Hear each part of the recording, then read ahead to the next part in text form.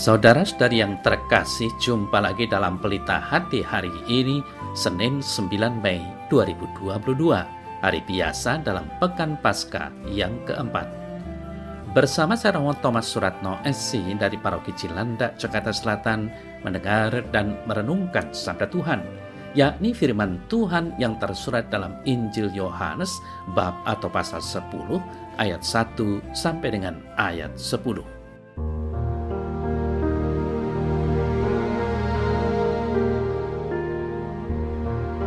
Sekali peristiwa, Yesus berkata kepada orang-orang Farisi, "Aku berkata kepadamu, sesungguhnya siapa yang masuk ke dalam kandang domba dengan tidak melalui pintu, tetapi dengan memanjat tembok, ia adalah seorang pencuri dan seorang perampok.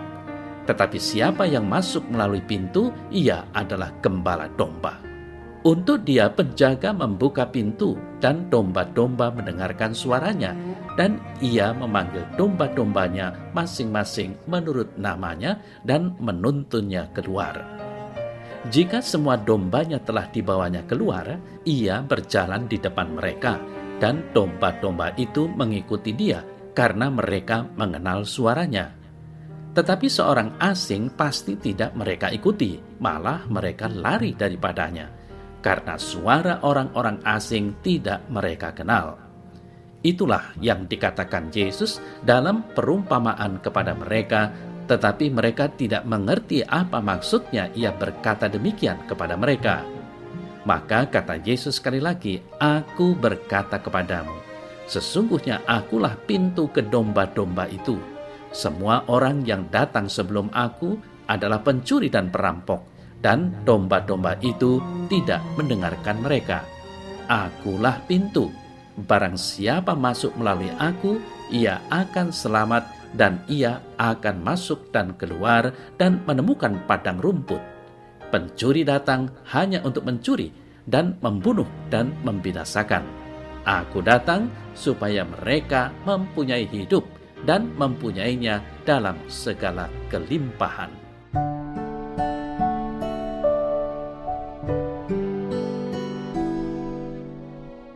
Saudara-saudari yang terkasih, Yesus menyampaikan sebuah perumpamaan yang menggambarkan tentang pekerjaan sehari-hari seorang gembala. Bagi orang-orang Yahudi, menggembalakan domba adalah pekerjaan yang sangat familiar. Pekerjaan ini tidak hanya dilakukan oleh pria, tapi wanita juga, termasuk anak laki-laki maupun perempuan. Saudara-saudari yang terkasih, rutinitas pekerjaan gembala itu memasuki kandang melalui pintu, bukan dengan memanjat dari tempat lain. Lalu ia membawa kawanan dombanya keluar ke tempat yang banyak rumputnya. Ia harus melindungi kawanan domba itu dari penyamun dan serigala. Kemudian pada malam hari ia membawa kawanan domba itu pulang ke kandangnya.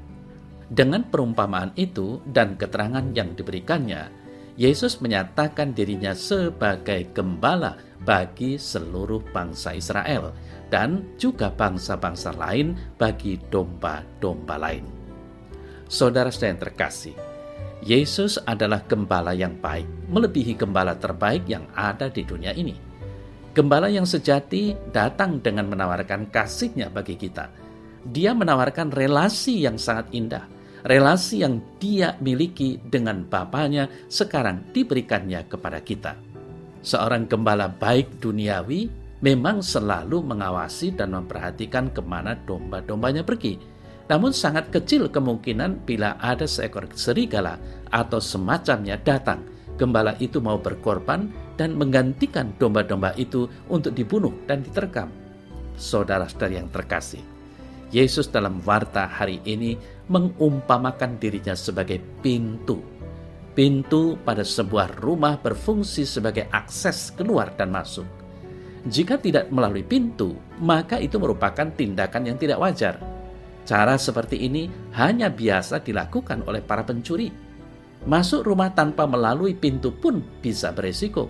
Misalnya, karena dalam keadaan terpaksa, sang pemilik rumah melompat melalui jendela akan berisiko celaka. Bisa saja kaki atau tangannya keseleo. Selain itu, pintu pada sebuah rumah akan memberikan rasa aman pada orang-orang yang ada di dalamnya. Dengan pintu yang tertutup rapat dan terkunci, orang akan merasa aman dan bisa beristirahat dengan nyaman dalam rumah. Saudara-saudari yang terkasih, dari pengalaman akan fungsi pintu pada sebuah rumah, kita bisa memahami apa maksud mengumpamakan dirinya sebagai sebuah pintu. Jika kita melalui Yesus yang adalah pintu, kita bisa keluar dan masuk dengan aman dan tanpa kesulitan. Sebaliknya, jika kita tidak melalui pintu, tidak ada jaminan keselamatan. Bisa jadi kita justru mendapat celaka. Demikian pula dengan keluar melalui pintu Yesus, kita akan mendapatkan padang rumput sumber makanan. Demikian pula dengan keluar melalui pintu Yesus, kita akan mendapatkan padang rumput sebagai sumber makanan. Dengan demikian, kita masuk dan keluar melalui pintu Yesus, kita akan merasa aman dan mendapati padang rumput, yakni hidup yang kekal. Itulah keselamatan bagi kita. Saudara-saudara yang terkasih, gambaran yang diungkapkan Yesus tentang dirinya sebagai pintu ini sangat nyata, mau menyatakan identitas kita sebagai domba yang digembalakan Tuhan. Yesus mau mengatakan bahwa Dialah pintu bagi domba-domba. Siapa saja yang masuk melalui Dia akan diselamatkan. Dia datang untuk memberikan kehidupan kepada domba-domba dengan berlimpah-limpah. Ialah hidup dalam Dia. Nah, saudara saya yang terkasih, Yesus adalah jalan masuk satu-satunya untuk memasuki kerajaan Allah. Pintu untuk kita memasuki perlindungannya. Sekalipun di sekeliling kita ada banyak ancaman, namun kehadiran Tuhan menjaga kita dari kuasa kematian dan kuasa-kuasa yang membuat kita jauh dari Tuhan. Maka dari itu kita merasa aman dan nyaman karena kita bisa masuk dan keluar lewat pintu yang benar yang menuntun pada keselamatan, yakni Yesus Sang Juru Selamat yang kita percayai.